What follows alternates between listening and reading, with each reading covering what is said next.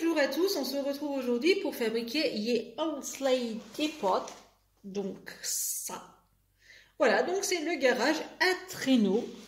Et j'ai déjà commencé bien entendu à faire mes découpes dans mon polystyrène 6 mm. Donc qu'est-ce que j'ai fait? Voilà la forme principale. Donc en dimension, on a 23 cm et demi de longueur. Donc j'ai fait des fausses, bien entendu. Celle-là, elle fait 6 cm. Celle-ci est un peu plus grande, elle en fait 7. Ma fenêtre que j'ai casée ici. En hauteur, ici, on est sur du 9 cm. Voilà. Donc la petite pointe ici, elle est en hauteur 11 cm. Ici, 13 cm. Et ici, dans la plus grande hauteur, je suis à 18 cm. Voilà, ça c'est pour vous donner les petites indications. Pour les côtés, je suis partie la dimension du grand côté et donc je suis allée en pente, voilà, pour aller jusqu'à l'arrière. L'arrière, je l'ai fait vraiment tout droit et donc l'arrière, je lui ai enlevé 2 cm par rapport à l'avant pour faire un toit en pente. Là, jusque-là, il n'y a rien de compliqué. Si vous vous rappelez peut-être, on a déjà fait un garage de cette forme sur la chaîne que je vous invite à consulter. Donc ici, ce qu'on va faire, c'est une impression pierre sur le bas. Donc quand je dis pierre, ça va être des briques. Donc vous pouvez les faire soit droites, soit un peu brinque-ballante, c'est comme vous voulez. Voilà, j'ai tracé mes pierres. Je prends donc une autre pierre pour faire l'effet pierre. Voilà, j'ai encore pas ouvert toutes mes travées pour l'instant. Voilà. Ensuite, ici, ce qu'on va pouvoir faire, c'est bien sûr des styles de fissures. Donc, on va pouvoir vraiment bien faire. Voilà.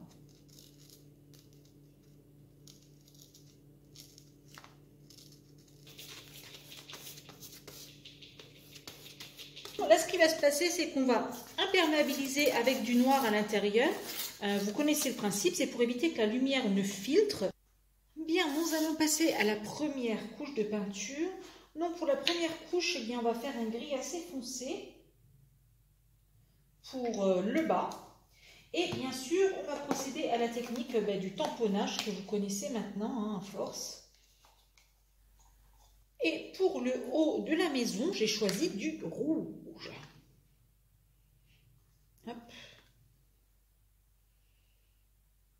Alors le rouge, pareil, on va le nuancer au fur et à mesure.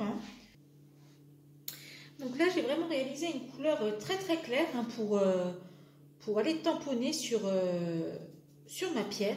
C'est vraiment un mélange de blanc avec une petite goutte de l'ancien gris et une petite goutte de jaune aussi. C'est vraiment... j'ai fait un genre de gris bizarre, je dois bien l'avouer.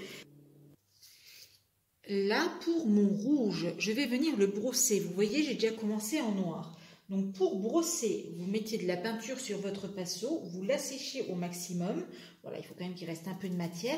Et vous venez brosser très très légèrement. Donc, ça fait ressortir les reliefs et en même temps, ça va vieillir. Ça va donner une impression d'ancien. Donc là, je le fais en noir. Donc là, ce que je suis en train de faire, vous voyez, je suis en train d'accentuer les fissures, donc à l'aide d'un petit cure-dent, de la peinture noire. Mais là, il faut y aller vraiment très, très, très, très, très léger.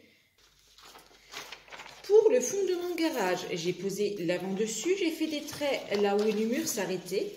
Et je suis donc allée sur Internet pour imprimer des images. Donc, vous lancez dans la recherche Google Images ce que vous souhaitez trouver.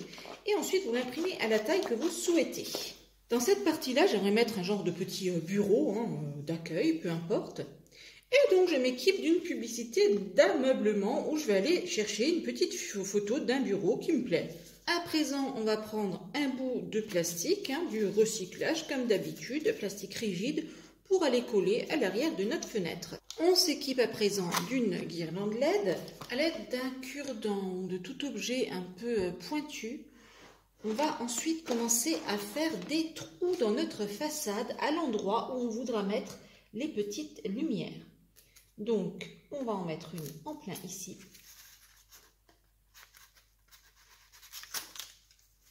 Ici, on aura besoin de 2 lumières.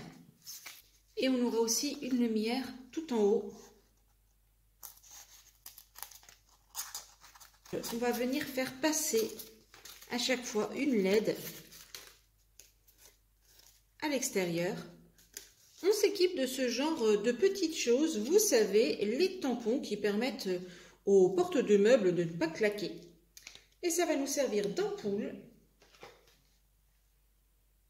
On y rajoute une petite goutte de colle pour que ça tienne bien, même si c'est autocollant. Et on va venir poser notre ampoule pile à l'endroit souhaité. Voilà notre façade, regardez comme elle est bien lumineuse. On va pouvoir maintenant venir l'assembler avec le reste de la maison. On va à présent passer au toit, on se munit d'un bout de carton de récup. Là, je vous entends, je vous entends penser très fort, mais qu'est-ce qu'elle en mange des biscuits de Noël? Eh bien oui, on vient le coller, ce petit morceau de carton.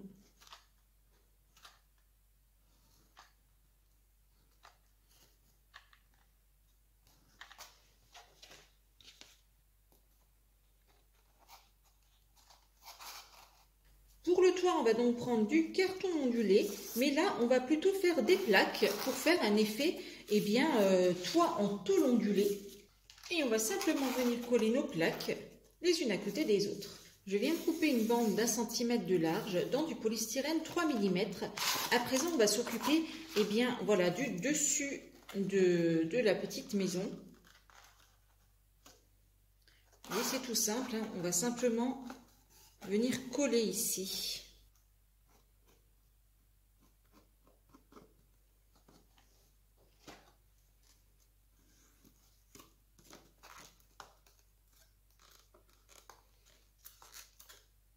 Sur un bout de papier issu de mon bloc, de scrap, je viens détourer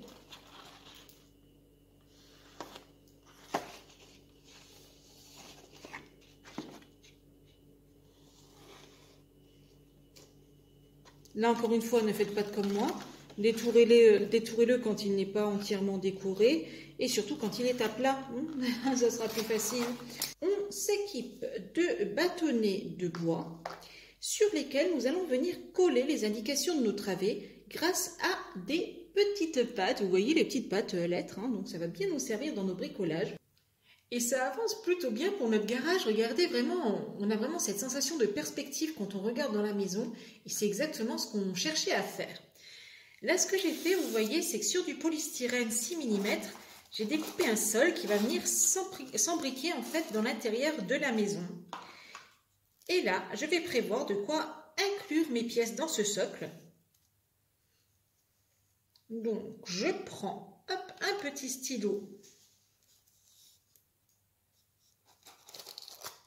pour contourer tout ça. On peut maintenant venir coller le polystyrène sur son futur socle.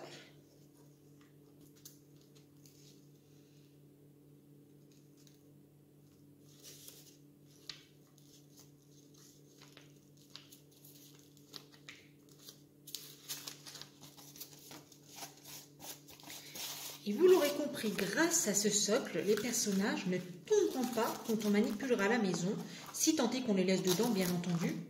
Mais si on doit déplacer sa maison dans le village, voilà, on n'est pas très sûr de l'emplacement, eh bien les personnages, eux, ils sont en place et puis ils tiennent bien. Nous allons à présent réaliser notre neige. Donc pour ça, on met du bicarbonate, vous commencez à connaître.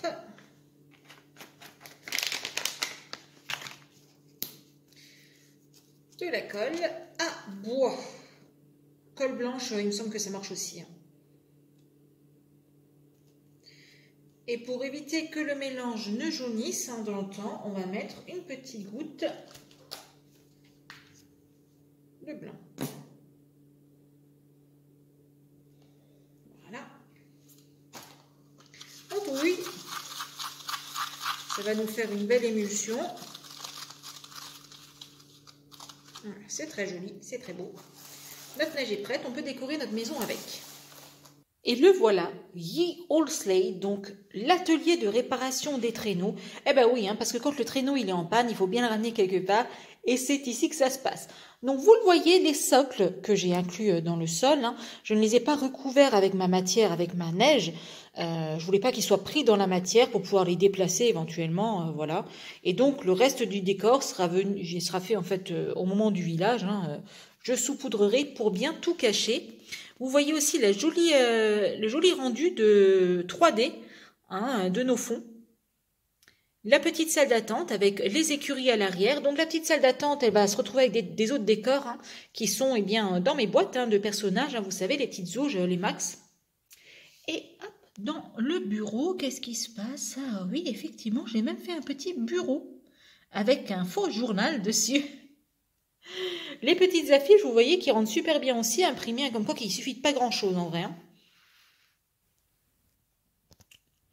À l'arrière, les finitions sont juste propres, juste ce qu'il faut. De toute façon, l'arrière ne sera pas exposé. Voilà, à vous de jouer dans les commentaires. Dites-moi ce que vous pensez de ce petit atelier de réparation de traîneaux. Et puis, je vous donne rendez-vous très très bientôt dans une nouvelle vidéo. Si cette vidéo vous a plu, abonnez-vous. C'est juste là en dessous, un petit clic, on active la petite cloche et on reçoit toutes les notifications sur son mail pour qu'on se retrouve très très vite sur une prochaine vidéo.